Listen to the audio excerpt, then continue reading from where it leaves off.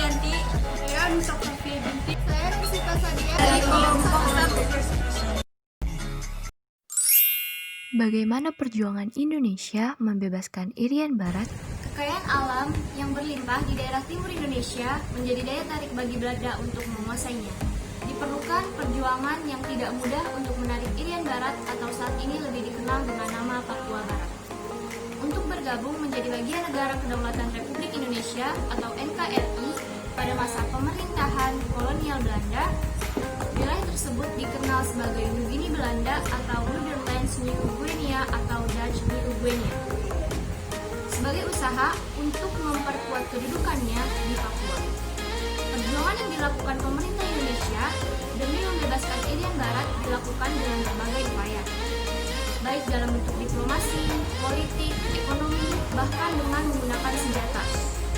Perjuangan pembebasan Irian Barat berlangsung cukup lama, yakni sejak KMB 1948 sampai dengan November 1962.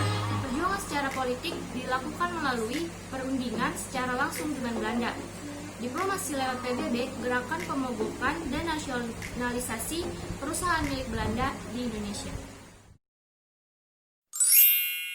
Bagaimana kehidupan sosial masyarakat Orde Baru? Masa Orde Baru merupakan tataan kekuasaan yang berada di bawah kepemimpinan Presiden Soeharto. Era tersebut berlangsung selama 32 tahun, menggantikan masa Orde Lama. Orde Baru segala bentuk kehidupan masyarakat Indonesia mengalami kemajuan seperti inflasi menurun dan mata uang nasional stabil. Kehidupan masyarakat sosial pada masa Orde Baru yang pertama yaitu first, tidak bebas dalam mengeluarkan berita, terutama berita tentang pemerintah. Yang kedua, larangan masyarakat dalam berkumpul. Yang ketiga, pendapatan per kapita penduduk meningkat. Yang keempat, sarana dan prasarana pendidikan meningkat. Yang kelima, pemerintah mengadakan program keluarga berencana. Apa dampak reformasi terhadap kehidupan rakyat? Reformasi memang telah membawa perubahan bagi bangsa Indonesia. Dampak utama dan reformasi adalah kebebasan kita dalam menyampaikan aspirasi, tidak lagi dikekang seperti yang terjadi pada masa Orde Baru. Kita bebas menyalurkan aspirasi kita bagi pemerintahan baik berupa pendapat maupun kritik. Berikut ini ialah merupakan dampak negatif reformasi bagi masyarakat Indonesia. Banyaknya kasus kolusi dan nepotisme. Banyaknya praktik politik yang dimana semakin terang-terangan.